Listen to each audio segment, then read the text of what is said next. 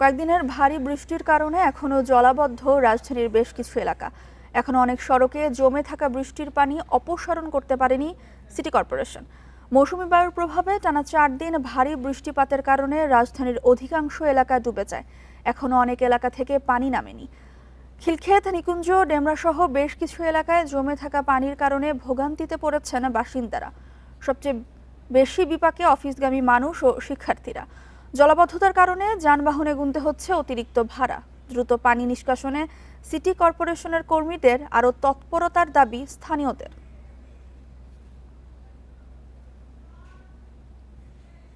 বৃষ্টির জন্য ডবল ভাড়া নেওয়া হচ্ছে, নাহলে তো 50 টাকা 30 টাকা পর্যন্ত চলেছে। এই পানির জন্য 100 টাকা নেওয়া হচ্ছে।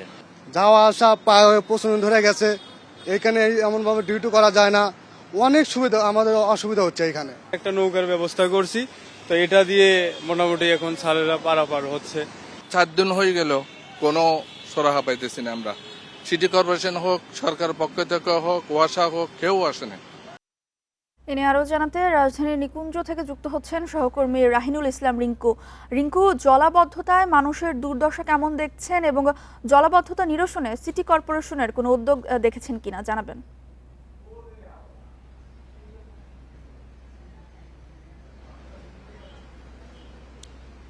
জি দেখুন, আমরা কিন্তু এই মুহূর্তে রয়েছি রাজধানীর নিকুঞ্জ এলাকায়। এটি নিকুঞ্জর ঠিক এই মুহূর্তে দাঁড়িয়েছি নিকুঞ্জ 2 এর আবাসিক এলাকায়। আপনাকে যদি এই মুহূর্তের চিত্রটা এখানে দেখানোর চেষ্টা করি, সকাল থেকে কিন্তু আমরা এখানে নিকুঞ্জর যে পুরো এলাকা সেখানে গিয়েছি। এখানে তুলনামূলক কিছুটা পানি কম হলেও নিকুঞ্জর ভেতরের যে সবকটি সেকশন রয়েছে, এই প্রত্যেকটি সেকশনে কিন্তু কোথাও হাঁটু পানি, কোথাও বা কোমর পর্যন্ত পানি। ফলে স্বাভাবিকভাবেই এখানের যারা বাসিন্দা আছে, এখানের যারা অফিসগামী মানুষ আছে, তারা কিন্তু ভোগান্তিতে পড়ছেন। বিশেষ করে এখানের যারা বাসিন্দা আছেন, তারা কিন্তু ভেতরের দিকে যাদের বাসা সেকশনের, তারা কিন্তু অনেকটা বলা যায় যে পানিবন্দী হয়ে গেছে।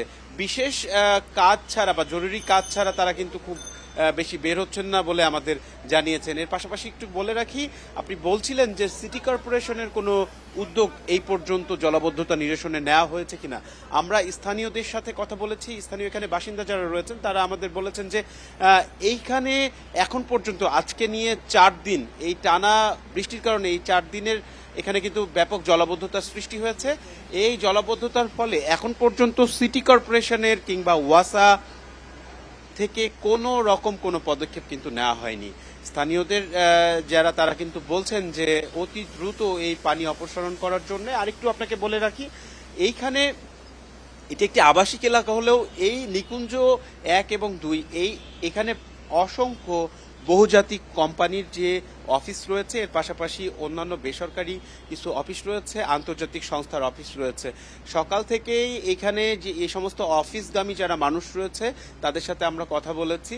তারা আমাদের বলেছেন যে আজকে 4 দিন যাবৎ এই জলাবদ্ধতার কারণে তাদেরকে একদিকে যেমন 50 থেকে 60 টাকার যে রিক্সা ভাড়া, সেটি কিন্তু 100-150 বা ক্ষেত্রবিশেষে আরও বাড়তি ভাড়া গুনতে হচ্ছে। এর পাশাপাশি এখানে ভেতরের যে রিক্সাগুলো রয়েছে সেগুলো কিন্তু সংকট রয়েছে। ব্যক্তিগত যানবাহনের কথা যদি বলি, যাদের ব্যক্তিগত যানবাহন রয়েছে ভেতরের যে রাস্তাগুলোতে তারা কিন্তু ঢুকতে পারছেন না। ফলে এক ধরনের কিন্তু ব্যক্তিগত যানবাহন ছাড়াই তাদেরকে বাধ্য হয়ে বের হতে হচ্ছে। অনেকেই কিন্তু যেটি করছেন, অনেকে কিন্তু এখানে ডিঙি নৌকার, এই সোসাইটি থেকে ডিঙি নৌকার ব্যবস্থা করেছেন। তারা বলছেন যে এখন পর্যন্ত সিটি কর্পোরেশন কোনো ব্যবস্থা করেনি। তাদের নিজ উদ্যোগে তারা বেশ কিছু এই জলাবদ্ধতা নিয়ে তারা বেশ কিছু উদ্যোগ নিয়েছে। আরেকটু যদি বলে রাখি, এই সিটি কর্পোরেশনের এখানে উদ্যোগ তো নেওয়া হয়নি, ওয়াসা থেকে উদ্যোগ নেওয়া হয়নি। এর পাশাপাশি কিন্তু এখানে যারা এখানে রয়েছেন তারা ব্যক্তি উদ্যোগে কিছুটা এখানে জলাবদ্ধতা নিরসনের জন্য কাজ করছেন সিটি কর্পোরেশনের ছাড়াও। কিন্তু তাদের দাবি যে অতি দ্রুত সিটি কর্পোরেশন বা যারা সংশ্লিষ্ট কর্তৃপক্ষ আছে তারা যেন এটাই আমলে নেয় এবং এই পানি অপসারণে তারা পদক্ষেপ নেয়। একটু বলে রাখি, এই যে ওয়াকওয়েটি দেখছেন, এই ওয়াকওয়ের পাশেই কিন্তু একটি লেক রয়েছে। এই লেকের যে পানি সেটি আবার কিন্তু এই যে সড়কগুলো সেখানে আসছে। ফলে এখানে কিন্তু এক ধরনের অতিরিক্ত জলাবদ্ধতা তৈরি হচ্ছে। এর পাশাপাশি যদি বলে রাখি, এইখানে কিন্তু এই লেকের পানি ফলে এখানে লেকের যে দূষিত পানি সেটিও কিন্তু এই রাস্তাগুলোতে আসছে। ফলে এই লেকের দূষিত পানি এখানে আসার ফলে এখানে কিন্তু পানিবাহিত যে রোগ সেই রোগগুলো ছড়িয়ে পড়ার কিন্তু আশঙ্কা তৈরি হচ্ছে। ফলে স্থানীয়দের দাবি এখানে অতি দ্রুত যে পানি জলাবদ্ধতা রয়েছে এই জলাবদ্ধতার সংকটে সংশ্লিষ্ট কর্তৃপক্ষ জি রিঙ্কু, আমরা বুঝতে পেরেছি রাজধানীর জলাবদ্ধতা পরিস্থিতি নিয়ে নিকুঞ্জ থেকে জানাচ্ছিলেন সহকর্মী রাহিনুল ইসলাম রিঙ্কু।